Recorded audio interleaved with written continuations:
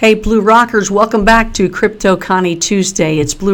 He is in the middle of showing us a presentation that he did in China, and I'd love to know where you guys last heard us talk, and from there we will start over again. Can you?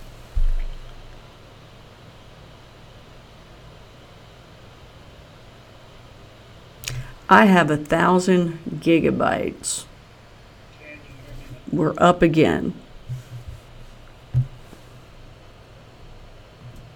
There's Stan. Okay, Stan, let's hear you talk. All right. How you talk. Yes, I think I heard myself on the delay loop there saying, can you hear me now? So hopefully that's the case. Has anybody typed in where we left off? We got you. We got you, Stan. Woo! Right. Woo! I'm burning up over here. I don't know what's going on. There's 1,000 gigabyte upload and download here. Okay, so people saying I need coffee. I'm glad you guys hung out with us. Really appreciate that. If you guys, again, I know there's a little delay, so we'll go ahead and ask you right now, where did the last slide where you heard him no longer talking, if you can bring that to our attention, we'll go back there. I mean, I don't think you want to start from the beginning, do you? Not really. Yeah, I don't either. I don't want you to do that either. No, just kidding. Okay, let's see where we get here. We'll see what people write. Hi, all. Okay, let's see. I now acknowledge what crypto means. Okay. Stan mentioned President Jai. The president. That was the last thing I heard me say, was talking about his new modern version of the Silk Road. So which number do you think that was? So I can. Well, that looks like slide number 8. Number 8. Let's get you on preview there, buddy. Yeehaw! Oh, maybe I don't have preview up. Hold on, I gotta get the now I gotta pull that up, don't I? Darn it! You are just a hassle. You're a handful, Stan. Sorry, I'm so sorry. Let me get you up here. You think it was 9? 8. 8. All right, Bucko. I think we got you going here. Boom. And now I'm going to get my mug off of it, and I'm going to let Stan do his thing tonight. There we go. All right. Now, you're watching Blue Rock Talk with Connie Willis. It is CryptoConnie Tuesday. That right there is Stan Larimer, the godfather of BitShares, smiling away, giving you a thumbs up, and the Blue Rocker salute. Got to give the Blue Rocker salute there. And he can do the Blue Rocker salute as it goes across the screen like a fish or something. Can you do it? You got to do it there. Yeah. There you go. All right. And here we are as he talks about his presentation of what he did in China. And we are on slide number 8. It's all yours, Mr. Stan Larimer. Not Dan Larimer, but Stan.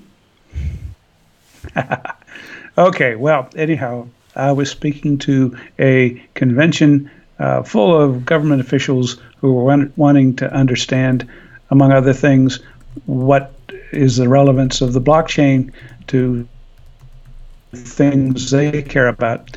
And I picked their example, which was President Xi's One Belt, One Road initiative, which he started back in 2013. It's been going on for a few years.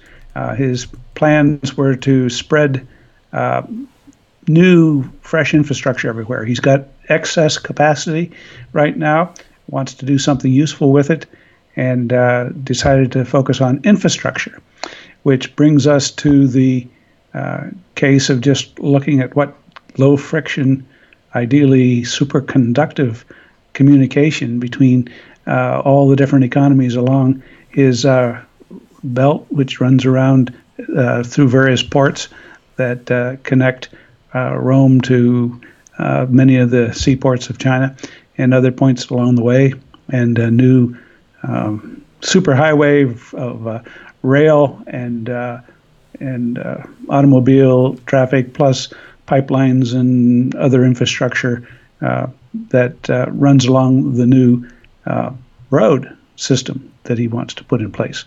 So they've been working towards that. It's a very ambitious program with the goal of, like I like to say, reducing friction between the different parts of the world and therefore increasing prosperity. So leveraging off of that, I told them that the blockchain capability of allowing people to interact economically everywhere in the world meant that the One Belt, One Road initiative could have a third component that connected economies on a global scale. And that was the general theme of what I wanted to talk about while I was there. I showed a picture of some CubeSats from one particular company. There's not specifically any fixed number of companies, but numerous companies that are planning to place constellations of satellites in the sky over the next 5 years and beam internet connectivity down to the world, which would, of course, mean that you could beam blockchain connectivity all over the world. And therefore, peer-to-peer transactions can occur without the need for any middlemen, and suddenly everybody's connected to everybody economically, and that could mean huge benefits in prosperity. So now we have this issue that governments have to wrestle with. Which do they want more? Prosperity for their people or control of their people? I know that's a hard decision, but if you think about people who are prosperous are also easy to get along with. So I was encouraging everybody to think about what the blockchain could do if it was allowed to connect everybody without over amount of restrictions along the way. So if we can go to the next slide, Connie. I pointed out,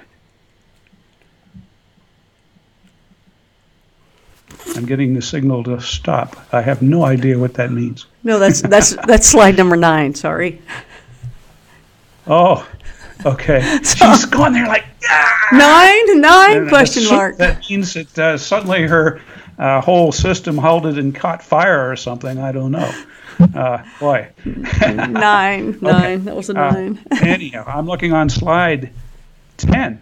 Oh, right. I'm so behind. Okay. Did you show them slide 9 that showed the pictures of the satellites? Yes. Okay. And so slide 10 then is showing the interesting fact. I don't know if it's a coincidence or not, but back in 2013, when Dan Larimer entered the world and started his very first blockchain project, that's the same time President Xi was starting the One Belt, One Road initiative, or the Belt and Road initiative, as it's sometimes said more succinctly. And so as we go along there, I've just used this as my opportunity to point out the various blockchains that Dan has developed, including BitShares, the upgrade to graphene technology that characterizes all of these, and then spreading out into Steam for social media and Peer Plays for games, and then on to the current release of EOS, which is his great new operating system on which anybody can build high-performance blockchains. And I pointed out what high performance meant. Was the difference between the speed of a horse and the speed of a starship. By the time you figured out the 3 factors of how fast do transactions get done, how many transactions per second can the system handle, and how much power does it consume. And so with that, I also took the opportunity of defining this family of blockchains. And of course, when you do that, you can define it based upon where the most hype is. That would be EOS. You could do it based upon where the most transactions of all blockchains in the world take place. That would be Steem. Or you could talk about where the great granddaddy that started it all, BitShares. And since I'm a granddaddy myself, I think it's only appropriate to name the family after the granddaddy. So this is the BitShares family of blockchains. that I was talking about over there. And the latest entry in the BitShares family of blockchains is EOS. So that's my spin on it, and I'm not backing down. Next slide. This got buzz immediately and that evening and in the media when I put up this chart, which I've shown here numerous times before, but a lot of people in that audience hadn't heard it. I showed the 4 most active blockchains, and this chart was updated for that very day, showed Steem with over half of all the blockchains, and BitShares second, Ethereum a close third, and Bitcoin down to like maybe 1/5 of the total number of transactions that BitShares is cranking out. So that together put us over 70%. And I pointed out, as I've done before, that anything with market cap, you don't even see BitShares and Steem showing up. EOS hadn't been introduced yet. And so market cap says how well you've done in the past. And I salute Bitcoin and Ethereum for what they've done in the past. But when you look at where things are going, who's got not only the most transactions, 70% of them in the world, but the other half of the thing is lots of unused capacity as well. So the heir apparent is indeed the blockchains in the BitShares family. And I went on without belaboring the point. It's not polite to stand up there and say nanner nanner to the Chinese government officials, but I did want to share that little fact, and a lot of folks in China really picked up on that in the media the next day. Then I went on just to give a quick summary of the point that it's not just about speed and bandwidth and power consumption, but it's about quality of the products that it offers the world. And BitShares has got some of the best kind of products out there.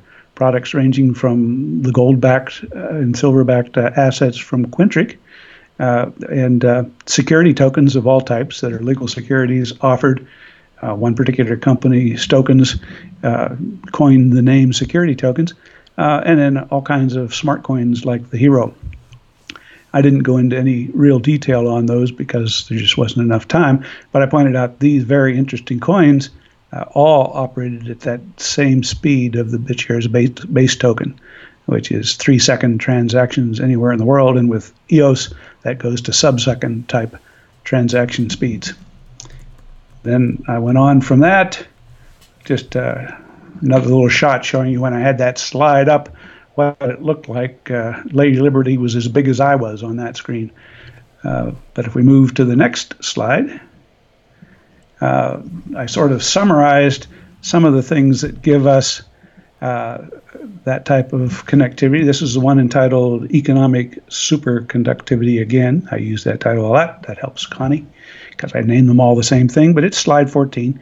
And one of the points I made were instant transactions anywhere in the world, no middlemen, red tape, or transaction delays if it's allowed to operate in its free mode. Transaction fees on their way to zero, especially with EOS technology. Redeemable gold and silver coins and collectibles, and free lifetime storage and insurance, tradable against all fiat and digital currencies. Lots of good stuff happening on that particular platform, and that will continue to grow as we capitalize on the R&D budget that EOS team has at Block 1. And then I went to my final walk-off slide, which was this. It was so eloquently written, I just conceded and read it to the audience. Inspired by the One Belt, One Road vision, economic prosperity can now be extended via a truly global economic superhighway across the internet and beyond the sky. Gold-backed transactions at the speed of light. Prosperity on a global scale. One belt, one road, one skyway. And then I did a shameless plug for Quintric and Connie, and that was the end of the show. So finished that up and managed to get it all done in 15 minutes. without the excess commentary that we had. We can go to the next slide there, Connie, and that's how it looked as I finished up on the big screen that's towered over to me by at least 2 stories, maybe more. And then if we go to the events afterwards, when that particular event was over for that morning, we had just a swarm of people. There is no higher compliment than to have people come up to you and want to have their spouse take a picture of them beside you. And I must have done, I don't know, 30 or 50 of those photographs, as everybody wanted to get a little souvenir photograph of the event. So I was extremely honored and humbled by that. I'd never had that kind of experience so profound as it was there in terms of the enthusiasm with which I was greeted by members of the audience afterwards. The next day, a number of media outlets, some of the top blockchain coverage media, arranged to do interviews with me. So I spent most of the morning talking with them, and some were done in English and some were done with an interpreter. And so that was my first experience of actually going through the ask a question in Chinese, have it interpreted to me in English, and then I'd give the answer back in English, and it would be converted into Chinese. My poor interpreter, I tend to get long-winded, so she would listen to me give a 5-minute answer to some question, and then she'd have to sit there and try to put it into her own words and explain it to the person. So it takes some getting used to as we go there. But it was always interesting in that mode that when the two of us doing the interview were sitting there talking to each other in different languages we both didn't understand, we'd still be nodding periodically as if we were following every word each other said. So kind of an interesting experience. Next slide. Got taken out to a couple of really nice dinner events. This particular one here was fascinating. We had our own private room and a huge round table, like from Camelot or something. But on the middle of it was a rotating set of dishes that just sat there and rotated around. It took about every 2 minutes for the same dish to come by you again. So you had to grab it out of there with your chopsticks before it escaped, which made it particularly interesting. But I liked the particular format for a business dinner because one of the things they did was everybody was given the opportunity to stand up and make a little impromptu speech about whatever they wanted to talk about. And then it always ended with a traditional kind of toast at the end of each person's remarks.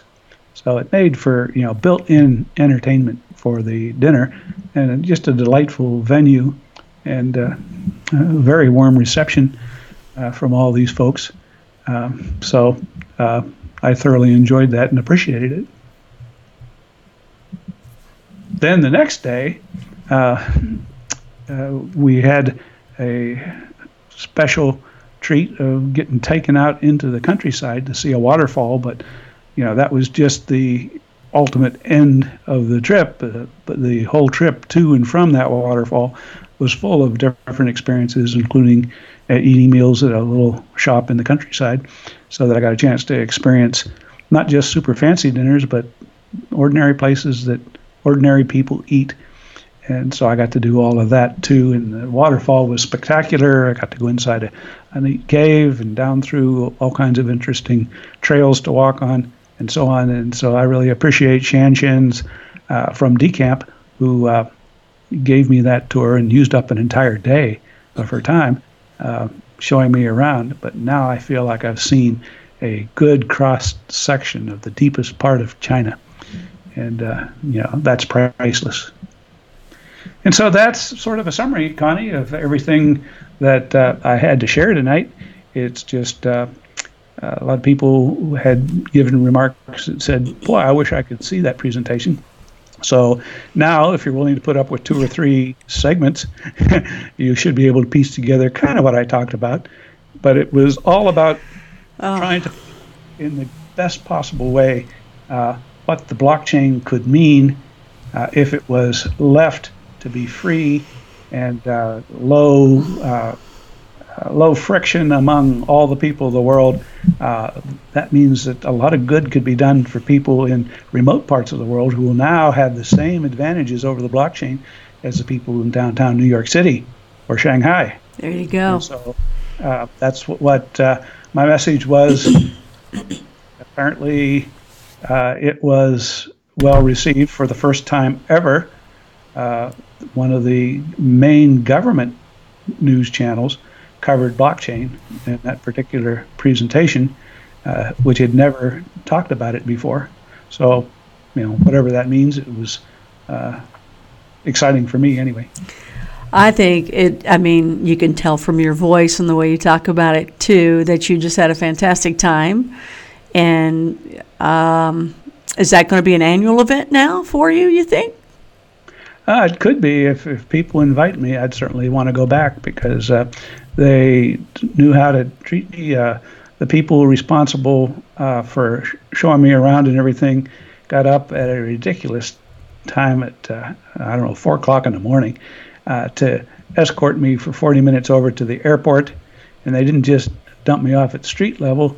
They actually walked in with me, walked up to the airline counter with me, helped the airline figure out what the heck this American was doing and where he was trying to go. Wow. And then escorted me through the lines at security up to the very point where I'm showing them my passport and everything. And then when I had to go through the metal detector is when they had to stop and say goodbye. But, that's above and beyond the Call of Duty too. But that's the kind of treatment I got over there. Really awesome. Wow. That's incredible. That is very nice. That is above and beyond. So I hope that they do invite you again so we can have more. But I know you have as well, like you said, a 20-minute presentation, which I think we should do in a couple weeks, and we'll do it in one take. Right. Do a one-take Willis. I think that'll be great.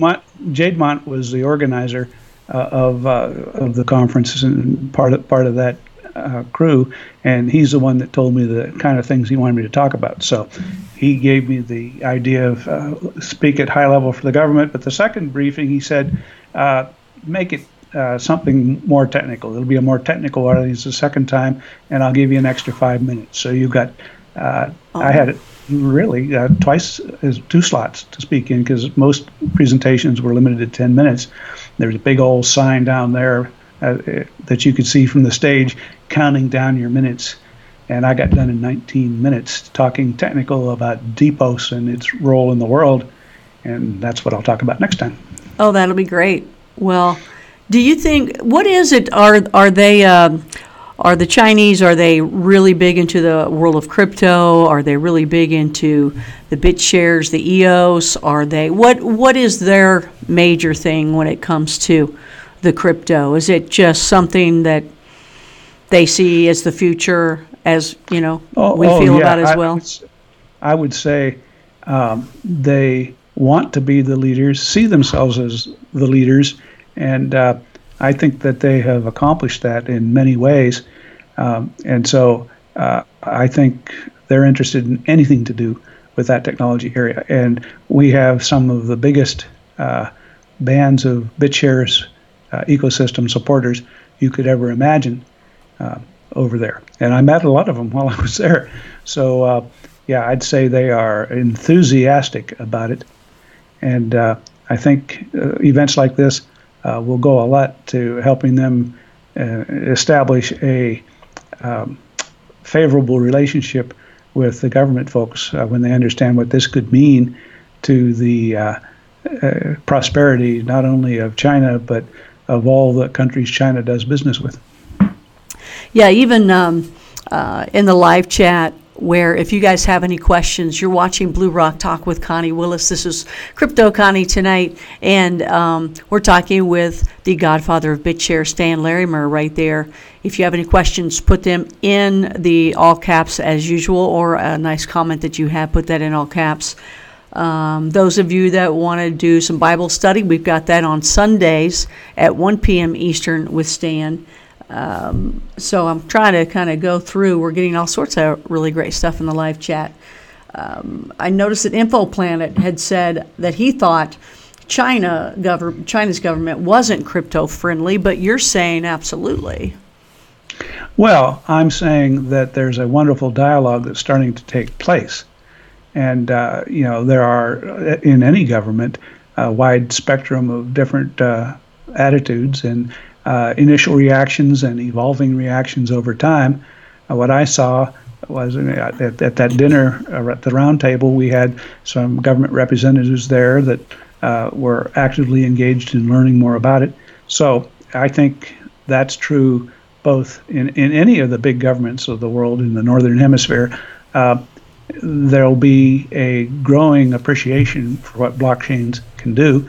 And I do think that they will probably be looking to see it tested in smaller economies in maybe the Southern Hemisphere, where lessons can be learned before they take a risk with their big economies. And that's a two-edged sword. It's a very conservative approach, but it does let other people take the lead and gain the first mover advantage. So it's in everybody's best interest to move forward as fast as possible. And when they see hillbillies from West Virginia or Virginia showing up and talking in even reasonable tones about global prosperity, maybe they take a second look at it as a benefit for humanity as opposed to something that's to be feared. I gotcha. So you don't think they just came to hear a man with a funny accent talking? I have a pretty good confidence that not one of them ever expected to see an old farmer there talking to them. But I took my best shot. Well, I'm sure it was totally genuine when people meet you. There's no question about that. Let me just pull out a couple other things here. I know that we ran over because of technical difficulty, so I apologize about that, Stan. Sorry. Crypto Stan. I'm sorry. I really am. Oh, my gosh. Anyway, so InfoPlanet back again is saying, what is the biggest upcoming event for EOS and BitShares now that EOS has launched? EOS, now that it's launched. Well, I wouldn't want to speak for EOS at all. With their billions, they could, buy the Super Bowl or something. I don't know. So who knows what they may have planned. But certainly they are drawing a lot of attention to the greater BitShares ecosystem, and that means a whole lot of new people are going to be learning about that, and those people will become aware through the exposure that we get vicariously, if you will, of what BitShares offers, and it makes a really wonderful story when I go with my business-to-business contacts, which is what I spend most of my time doing. Mm-hmm. And I walk in and I describe that ecosystem and say, here's what BitShares can do for you today, and here's its bright and glorious future in technology, and it's already part of a system that's doing 70% of the world's transactions. As soon as EOS gets running, that 70% is going to go up. So the idea of mining-based systems being the sine qua non, the essential thing of the Bitcoin industry. I don't think that's true now, and I think it will become just a footnote in history as we go along. You think people are finally figuring that out about the mining or not? I see some people still, they're all mining. Well, once you have invested a lot of your time in mastering a given blockchain technology and clawing your way up to the top to become a noted expert in that subject, if you would switch to a completely different technology, you're a rookie again. And so it's very hard for people to let go of what they've invested so much of their own time in. So they will probably continue to do that, but that's less than 1% of the world's population really even knows what Bitcoin is. So whatever, there's still people that play vinyl records, and I suppose that, there'll still be this niche for people who do mining, but there's so much of a wide world out there ready to conquer, and the people who can conquer it are the people who can provide quality services in real time, and that's the greater BitShares ecosystem. I got a few of those vinyl records I can pass on to those persons out there that actually have a needle to play it with, right? I think that would be the hard thing to find, is that needle. So someone with a big name of numbers and letters and things like that says, can you explain the role that BitShares can play in an EOS ecosystem?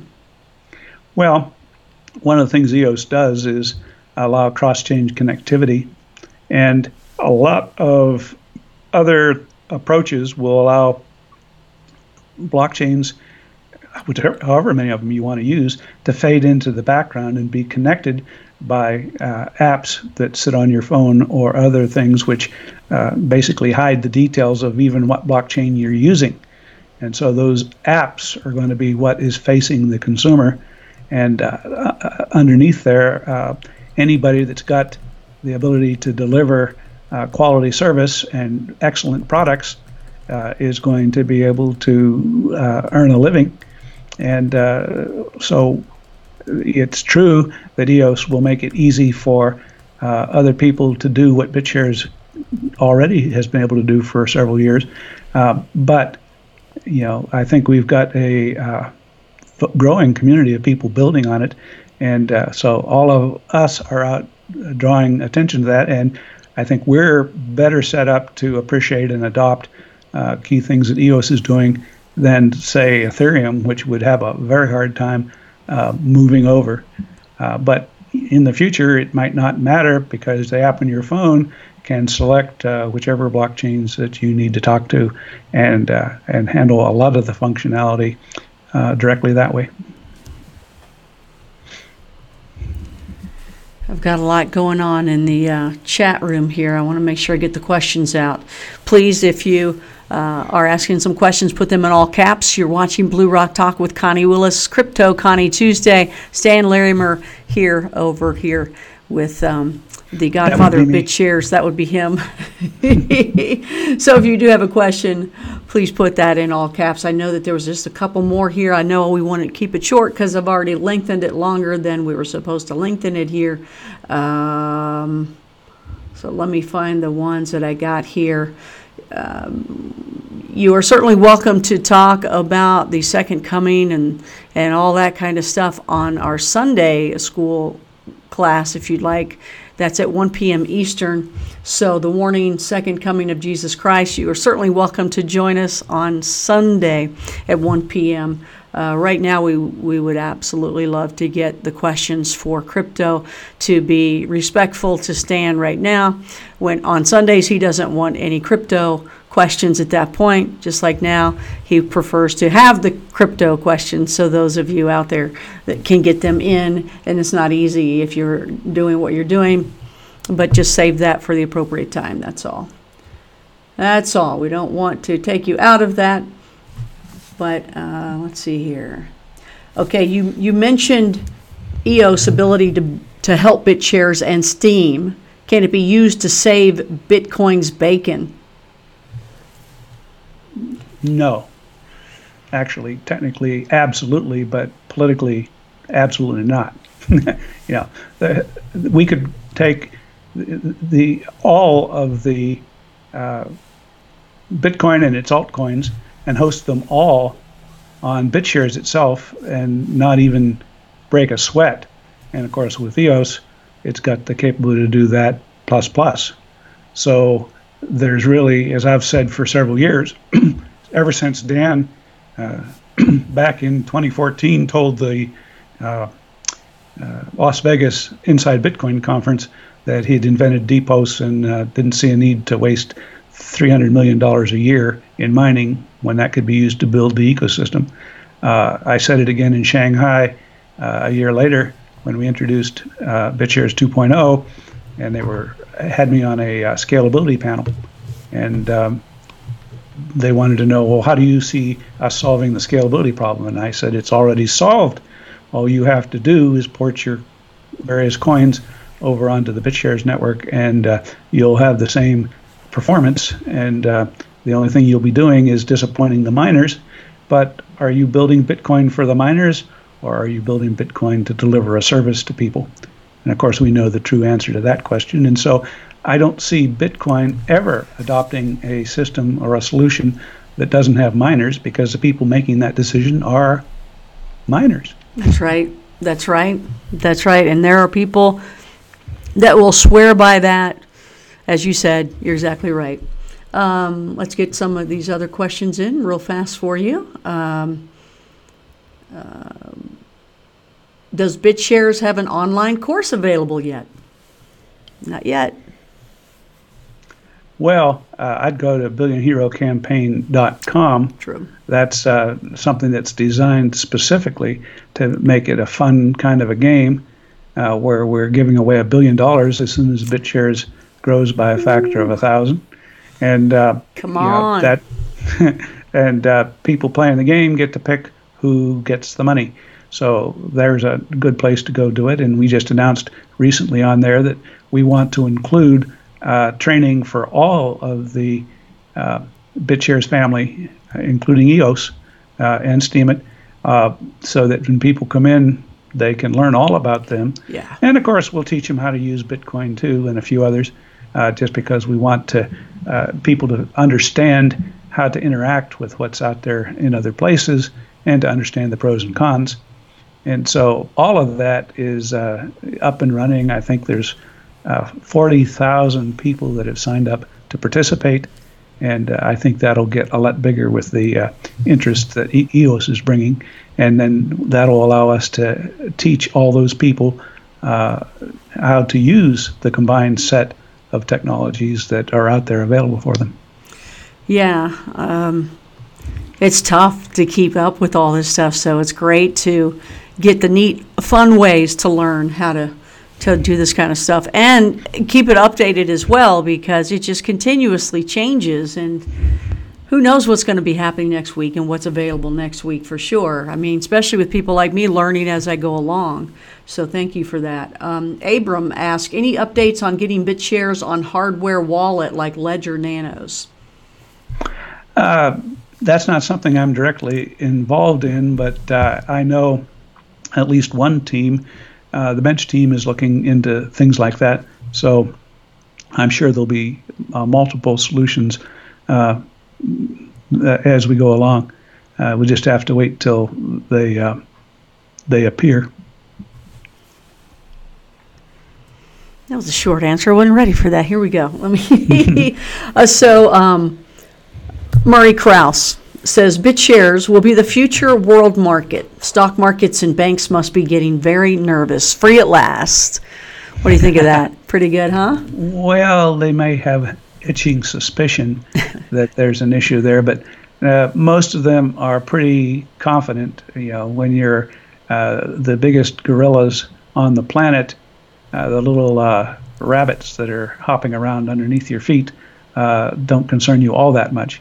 But some of those rabbits are going to get pretty rascally before they're done. They're getting bigger, and they're getting taller, and they're standing up on their two hind legs now, and they're getting wiser for sure.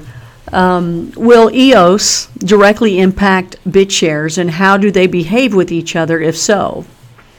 Well, that's what I've been encouraging several different groups to dig into and find the answer to that. We've kind of concluded that mostly BitShares will not be modified in any extravagant way, although that's entirely up to the BitShares community, what they decide to adopt, and there can be pieces brought in from both Steemit and EOS that could be used to upgrade BitShares. But you got to be careful, because when you do a big change to something a lot of people have built on already, you could break a lot of people's business models. So I think using the sidechain and superchain, braided chain, whatever you want to call it, strategy of being able to allow there to be a lot of cooperating and interacting chains out there.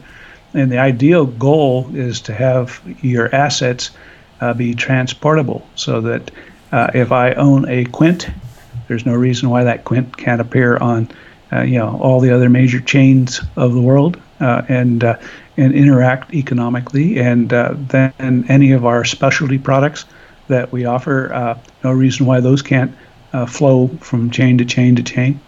And so I think in the future, by design, we'll be in a multi-chain world, and there are many ways that those can be combined in a way that they appear seamless to the end user. Well, why is EOS on fiat exchanges like Bitfinex, Kraken, but BitShares is not? Well, they're a $4 billion gorilla. They got a lot of clout, if you will. Exchanges are always, interested in things that I think EOS is up like number 5 on CoinMarketCap right now and headed higher. They'd be fools not to participate in that. And I think you'll see BitShares in that way too. But BitShares has the extra complication that we're a direct competitor for those exchanges. And so sometimes it gets a little bit, feisty in terms of competitive instincts. So can you provide a Reader's Digest headline version of what EOS is for those out there wanting to know a quickie? Well, yeah, I'm not a spokesperson for EOS, and so I would get in big trouble if I tried to do anything to promote them. But as a pure definition, I would say it's an operating system on which you can build anything related to blockchains. Ooh, that was very quick. That was really awesome. They should not have a problem with that at all. Oh, let's see here. When is secret bench potion number 9 going to be revealed?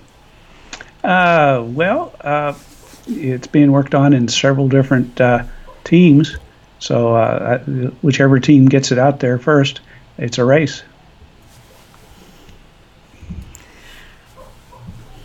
BitShares. What exactly gives BitShares its value above all else? It's had a 3-year head start building up a bunch of people that are using it. A huge number of people working on it in China, of course, in Europe, Thailand, here in the States, just all over the place. A lot of Southern Hemisphere countries or countries down in the tropics are, starting to adopt it. So once you get companies building on top of it and understanding the benefits that it has, that's real momentum. And of course, other competitors will come along and say, "Well, we're a big exchange right now. We got lots of customers. We're going to bring those onto the EOS ecosystem." We'll see. They don't necessarily have the same passion that the BitShares community has for decentralization, and so while they may move some of their assets onto an EOS blockchain, that doesn't mean that they necessarily get it. And so, we can't lay back and take it easy. We got to be aggressive, but I think we're better positioned to take advantage of everything that EOS is building than a lot of people who have been working on other ancient blockchains or on centralized systems. So, it's a competitive market out there, I think. I like where we sit.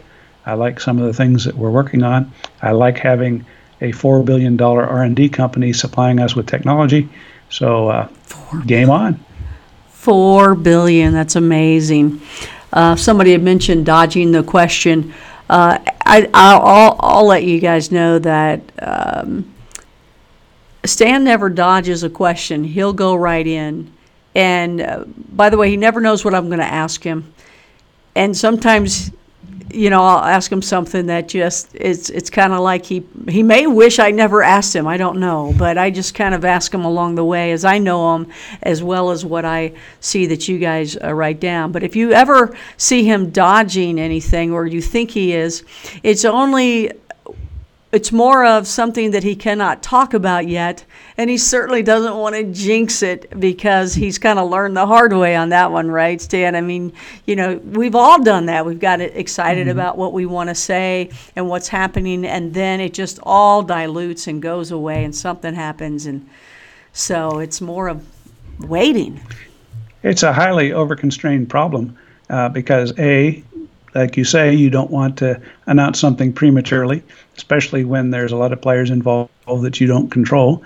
We're a very decentralized type of community, and by design, we don't try to use an authoritarian top-down control system. We go along and encourage people and make a few suggestions and let things evolve. So it's pretty hard to talk about other people's plans.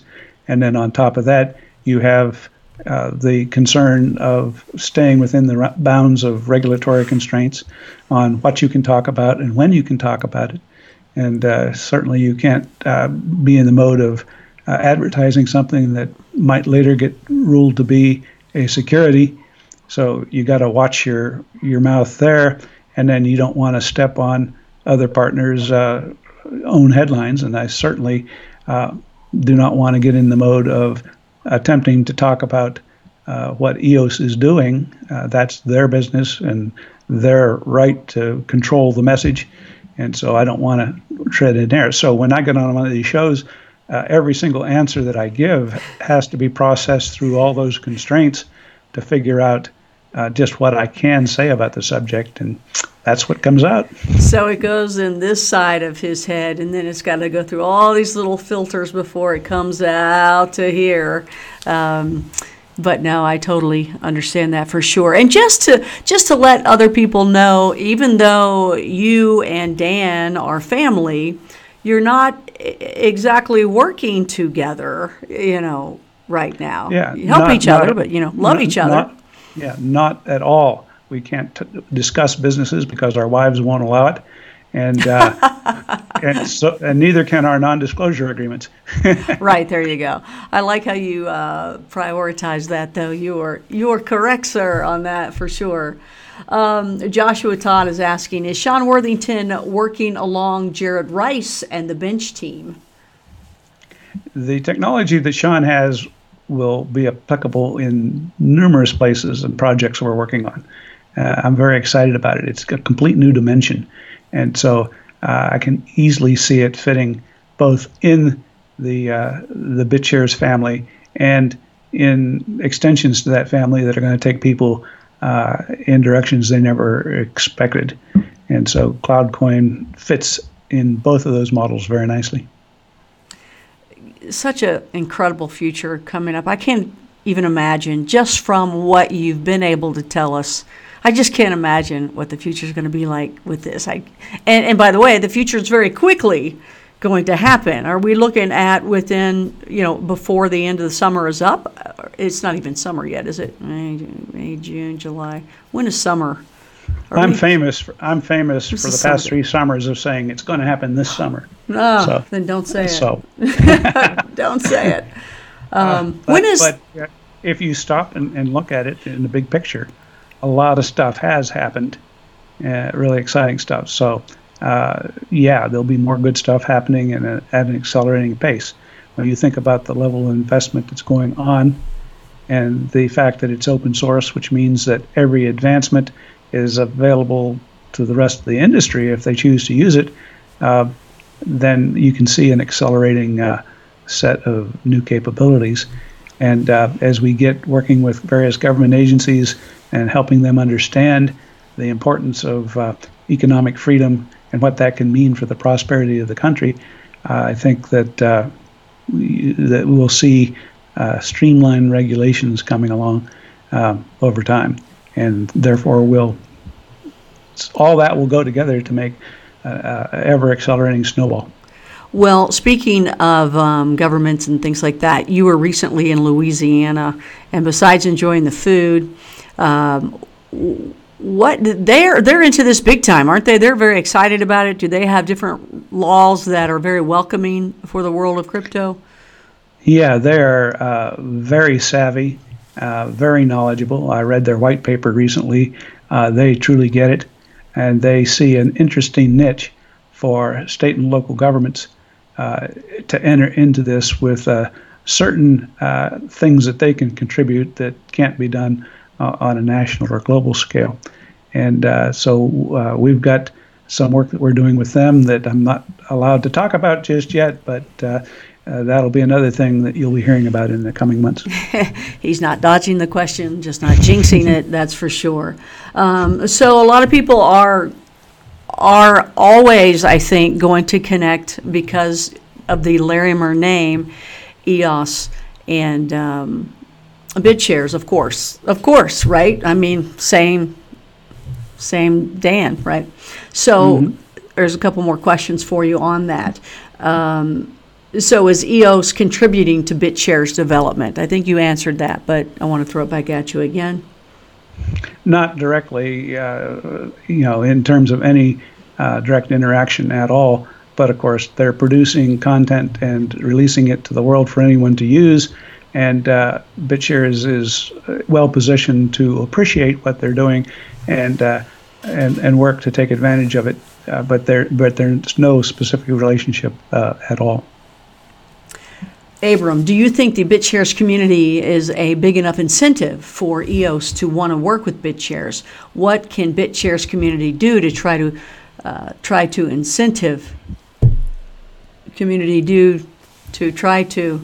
incentive the team EOS? I think you know what we're asking there.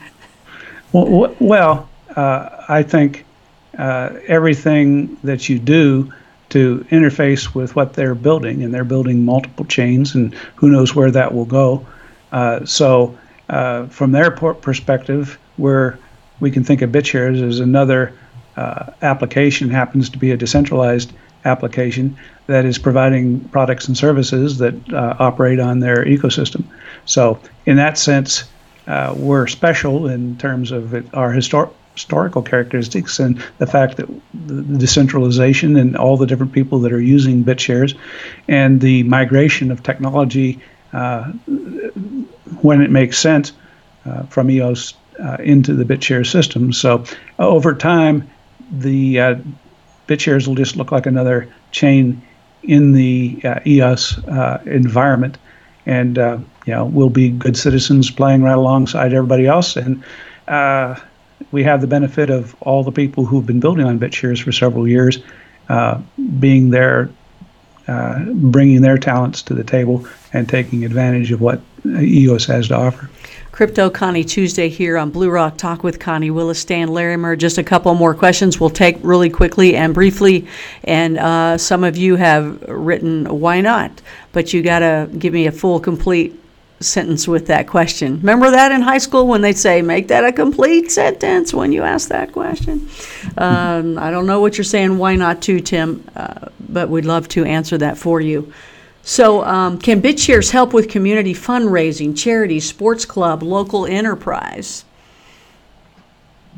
Well, yeah, that's what the whole billionherocampaign.com is about. But is that using BitShares? That's using the heroes or BitShares? Well, okay. BitShares is the platform, and BTS is the coin on the platform, and Hero is a coin backed by BTS. So, yes, all of them, all of the above. Okay. But it's Billion Hero Campaign is interested in fundamentally calling attention to how the growth of the industry can provide endowments to support all those good causes.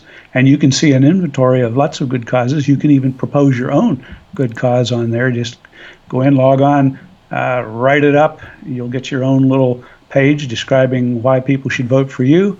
And if you can convince enough of your people to sign up there and participate, maybe you'll win one of the 12 prizes. The biggest one, $300 million. And 12th prize is still $10 million. So plenty of time to still sign up and compete for one of those prizes. That's incredible.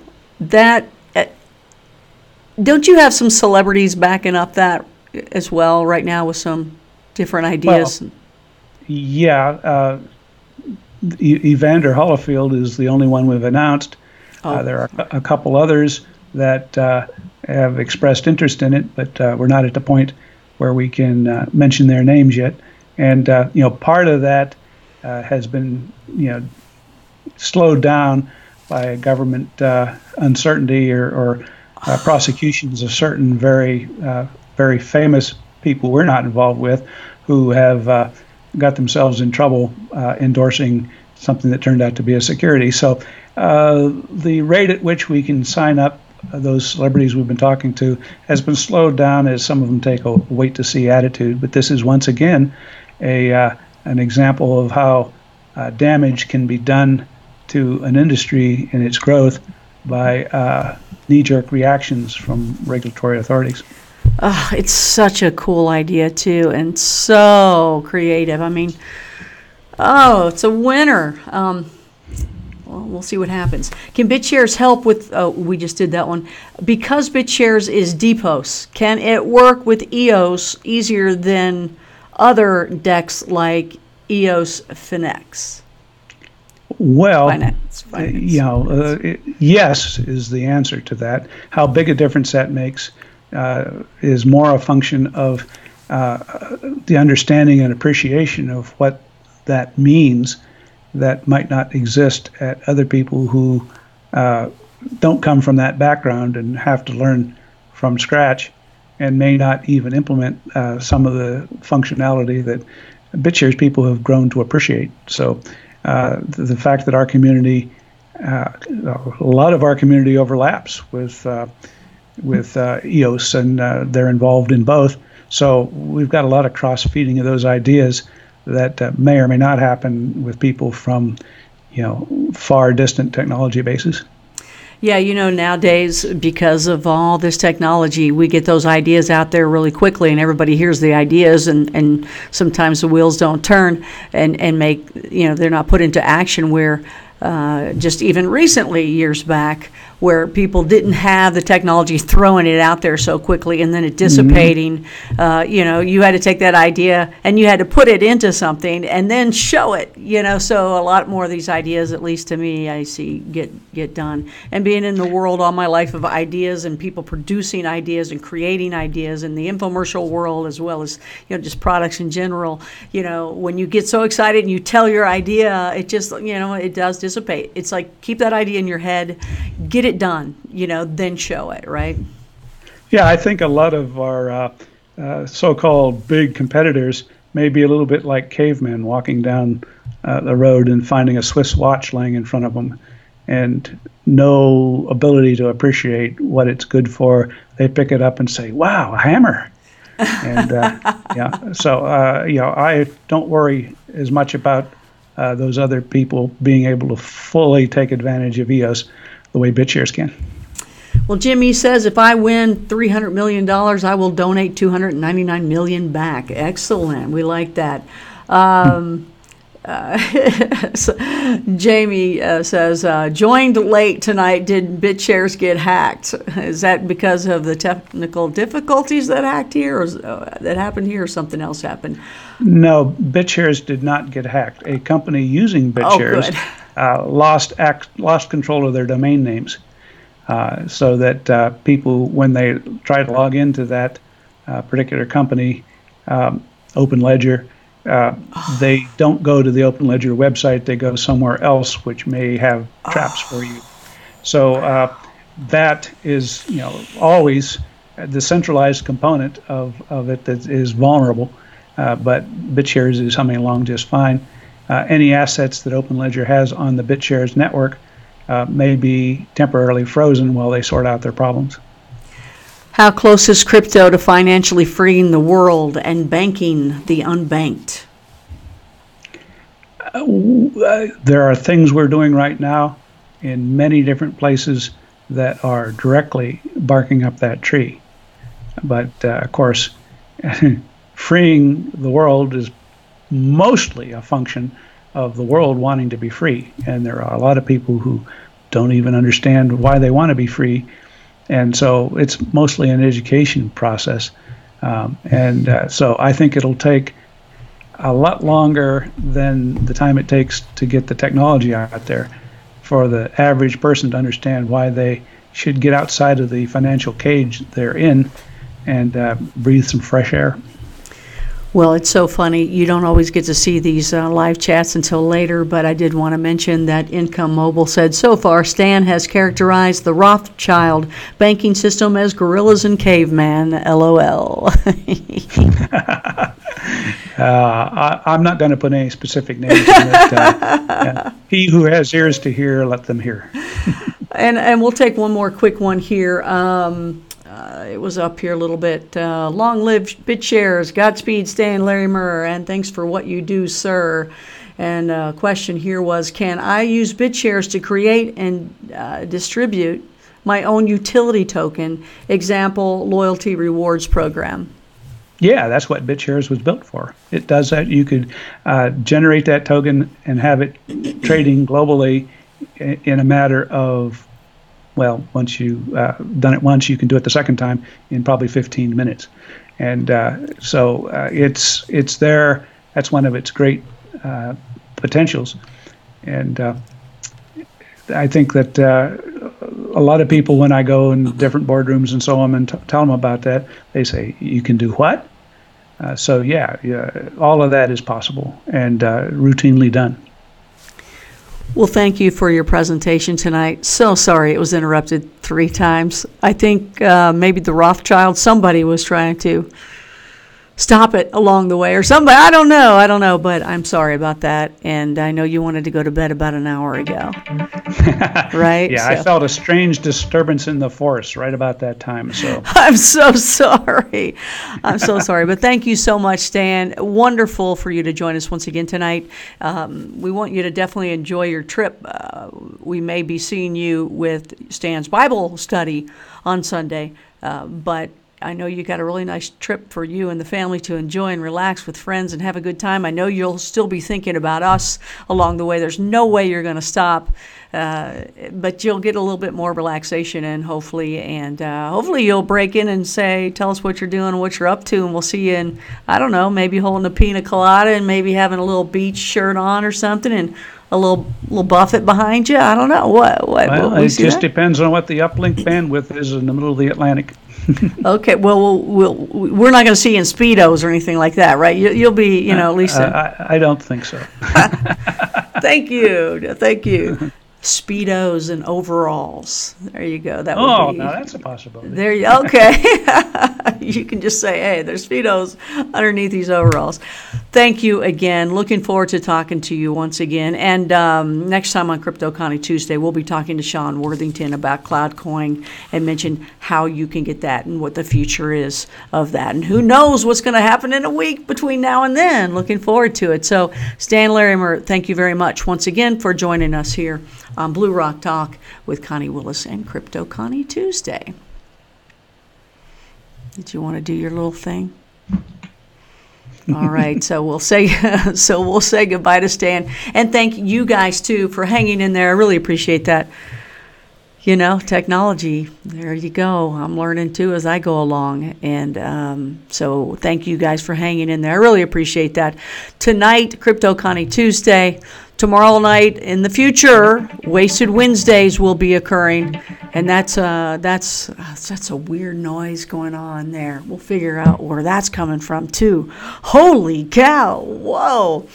Wasted Wednesdays will be coming up in the future. Far Out Thursdays and Signature Thursday. In fact, this Thursday I might have something for you.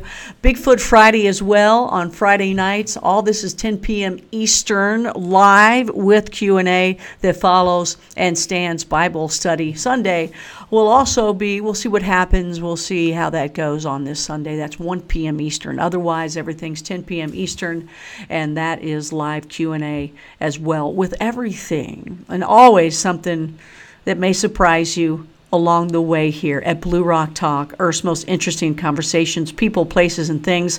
I'll let you know the next time that I'll be on Coast to Coast. Again, vote George Norrie for inducting him into the Hall of Fame. And I just thank you guys for being here once again. You are watching Blue Rock Talk with Connie Willis, CryptoConnie Tuesday. Always more to come here. Thanks for joining me.